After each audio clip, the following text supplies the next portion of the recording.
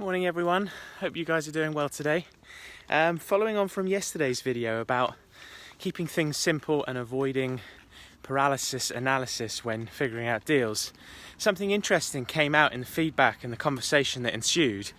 There seems to be, quite understandably, quite normally, a bit of confusion around what return on investment is and why it's so important. So for those people who kind of had some questions, believe me, you're not alone. I thought I'd put this video together to try to clarify things a little bit further to really enable you to keep things simple in the way that I was suggesting yesterday. So starting off with a definition and a calculation for return on investment. Net annual profit divided by the total amount of cash in a deal divided by 100. So if your net annual profit is £15,000 and your total cash in the deal is £100,000, your return on investment is 15%. Excuse me. Now this gets talked about in terms of yield and return on investment at different stages and other metrics for kind of measuring how good a deal is.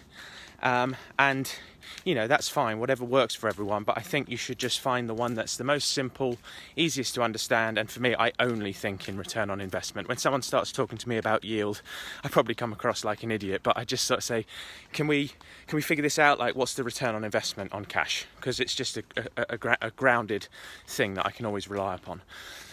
Why is it so important? Well, let's take an example deal, a case study, if you will, that's very common in property investment circles, which is often referred to as BRRR: buy, renovate, rent, refinance. And this is in keeping with the kind of momentum investment model because it allows you to jump from one investment to the next and make really efficient use of your money and recycle it as far as possible. So let's imagine we buy a property, something like a 3-bedroom semi-detached house, and it's going to become a 6-bedroom shared house, HMO.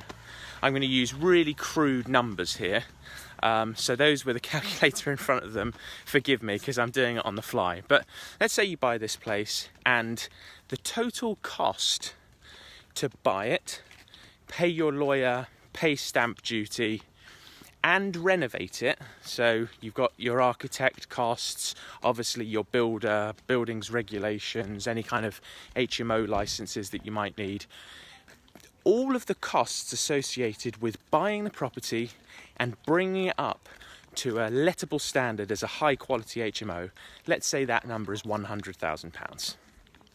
Attribute it how you like. Maybe you spent 60 buying it and 40 on the build.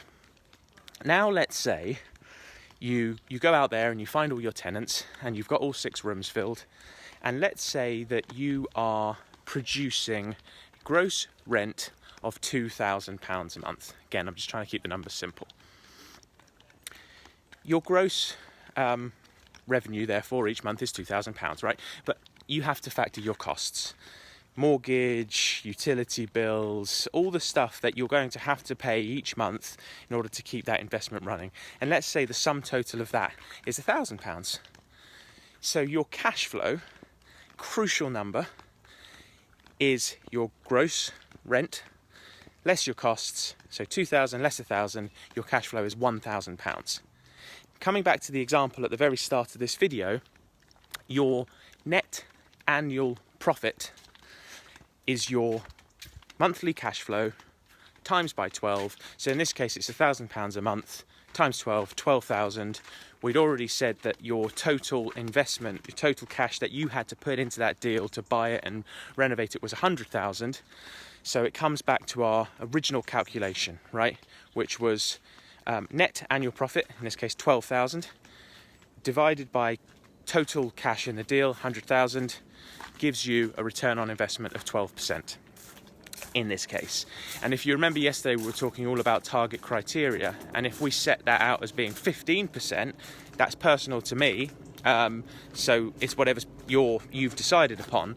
But you now have a measurement, right? Because if you're saying 15% is your target and you've just worked out that this deal is 12%, it should go in the bin, or at least you should be following up with the vendor to see if you can work a better deal so that you can bring that ROI up to where it needs to be.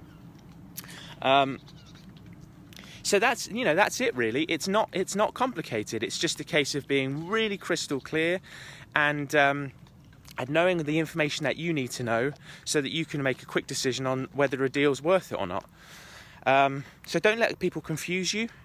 Don't let people throw too many numbers at you, because in a lot of cases I find that's just a sign that people actually don't understand what they're talking about. If you can't find a way of communicating something really simply, either or both, either the person doesn't understand what they're talking about or it's not a good deal. Because good deals are simple and it's obvious and it's quick instinctively to know, yeah, this is a good thing, I want to get moving fast. And invariably, if it is a good deal, you will need to move fast because other people will be trying to snatch it off you. I think that was all I was going to say on this video. Was there one other point I was going to make? Oh yes, there was. One final point, and another reason why understanding return on investment is so important is because you can then compare it to the cost of borrowing. And this is particularly important if you're borrowing money on a loan basis from others in order to do your deals. Now obviously you're going to be borrowing money, most probably have a mortgage anyway, so there are sort of costs of borrowing. But if that's around 3%, obviously that's very low.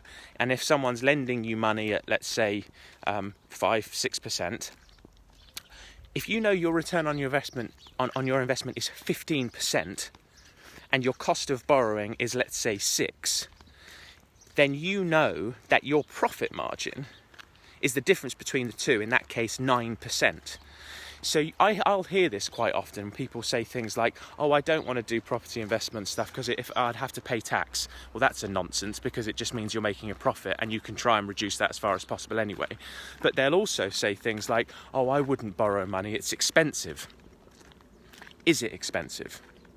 On what basis? You need two things to figure out whether it's expensive or not. If you're making it work at 15%, that's your return on investment, and you're borrowing at 6%, and your net profit is 9%, it's personal to everyone, but it doesn't sound so expensive anymore. In fact, you're losing money if you don't do it, right? So it's just important to keep these things in mind.